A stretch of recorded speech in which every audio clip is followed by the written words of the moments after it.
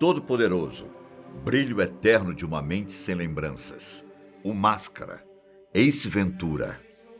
4 filmes. Um nome que une todos: James Eugene Carrey, ou apenas Jim Carrey, como você deve conhecer.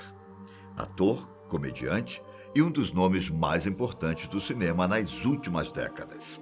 Ele possui uma trajetória muito interessante, repletas de altos e baixos e situações que você nem faz ideia.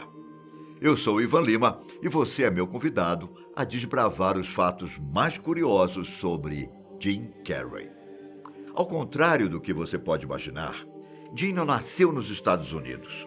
Pois é, essa também me pegou de surpresa. O ator, na verdade, nasceu em Ontário, lá no Canadá, em janeiro de 1962. E diferente do que é a vida dele atualmente, Jim teve uma infância com muitas dificuldades financeiras, sem as extravagâncias que uma vida hollywoodiana pode trazer. Entre um e outro apartamento alugado, a família estava acostumada a se mudar. O pai, que trabalhava como músico e também como contador para conseguir ajudar na renda da família, era descendente de franco-canadenses, que tinha o sobrenome escrito de uma maneira diferente, Carré. E Jim não era filho único, não. Ele tem 3 irmãos. Não era nada fácil para a família se sustentar, e foi por isso que o ator abandonou o colégio com 15 anos e passou a procurar um emprego para ajudar com as economias da família. E aqui podemos voltar alguns anos no tempo para entender que tipo de emprego Jim procurou. Desde criança, ele já fazia performances em casa para fazer a mãe rir. Gracinhas, como ele mesmo chama. E os sorrisos nos rostos dos familiares incentivaram o pequeno Jim a conseguir uma carreira no show business. É dito, inclusive, que ele era tão inquieto nas aulas que uma professora até disponibilizava os 15 minutos finais para que ele atuasse para os colegas. Com 10 anos, Jim preparou um currículo e encaminhou para a produção da série Carol Burnett Show. Pedindo que o chamasse para uma audição. Acabou que não deu muito certo. Ele recebeu uma carta em resposta, afirmando que a série não estava contratando crianças naquele momento. Foi uma surpresa negativa, de certo modo, mas que não desmotivou Jim a continuar tentando ingressar na carreira de ator e comediante. Uma carreira que ele já tinha certeza que queria seguir desde os 15 anos. Na época, Jim conseguiu realizar um show de stand-up no clube Yuk Yuk's, para um público maior do que as famílias ou conhecidos. Era um momento importante, mas que acabou não saindo como esperado. As pessoas da plateia não gostaram das piadas de Jim, e ele acabou deixando o palco com insultos e vaias ao fundo. O fundador do clube, Mark Breslin, disse certa vez que o ator foi quadrado durante a apresentação. Na época, os shows de stand-up vinham em uma crescente de temas relacionados a sexo, drogas, rock and roll. Vale lembrar que pouco antes disso, ele e a família estavam passando por necessidades e tiveram que viver em uma van até a situação se normalizar. Bom, o caso no Yuk Yuk's não abalou Jim. Ele passou os anos seguintes aperfeiçoando seu show com o pai, enquanto trabalhava com ele à noite. Aos 18, mais experiente, seguro e preparado, Jim retornou ao clube e foi ovacionado. No dia seguinte do retorno dele ao palco, uma fila se formou ao redor do quarteirão para vê-lo. Não demorou muito para que ele se mudasse para Los Angeles e começasse a fazer shows pela cidade. Logo, ele foi notado pelo comediante Rodney Dangerfield, que ofereceu um contrato a Jim para abrir os shows da turnê que ele estava fazendo.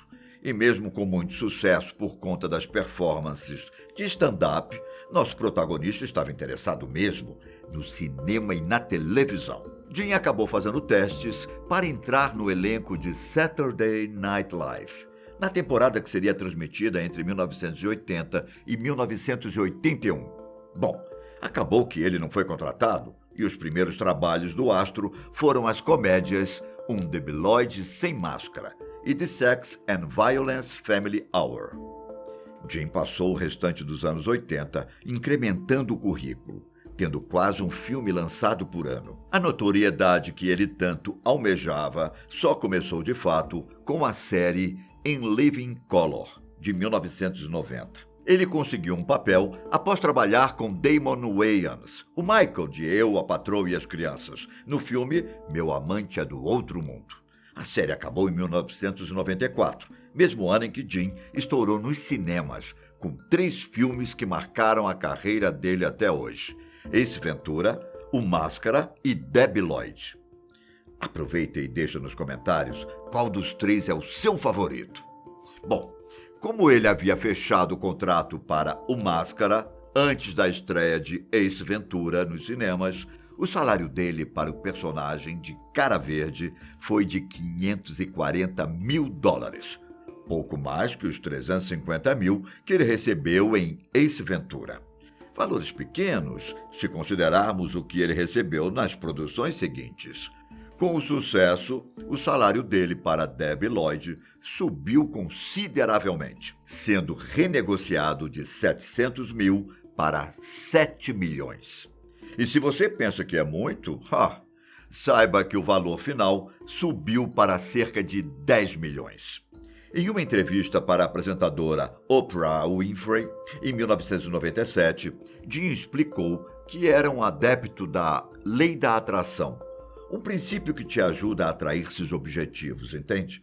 Você precisa ter certeza do que quer, sentir que sua ambição vai acontecer e estar pronto para recebê-la. Funcionou assim para Jim.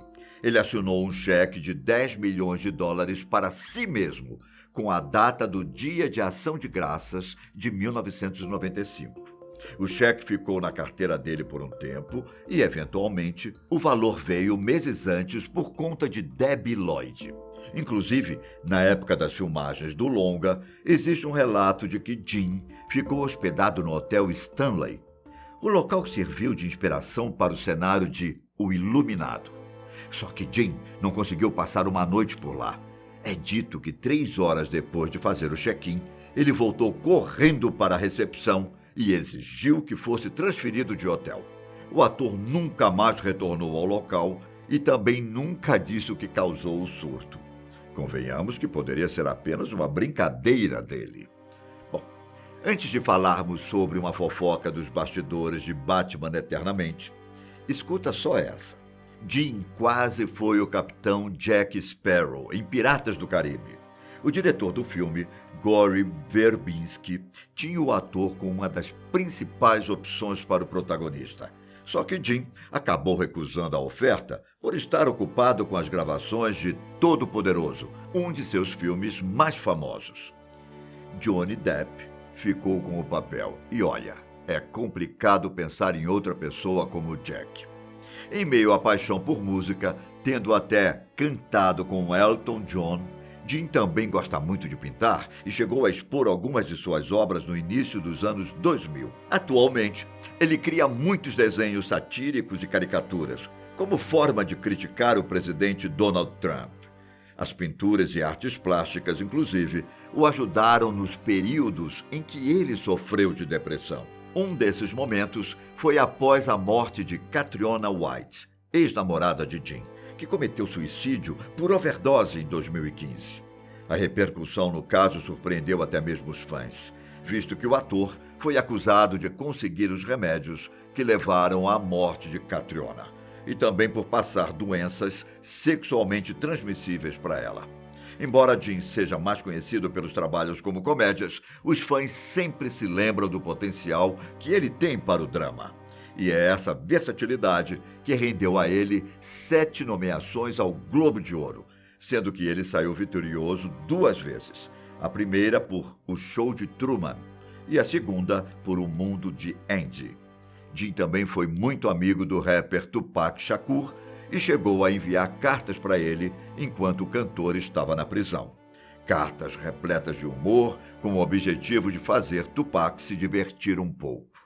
E como prometido, Jim trabalhou ao lado do ator Tommy Lee Jones em Batman Eternamente. Jim como o Charada e Jones como Duas Caras.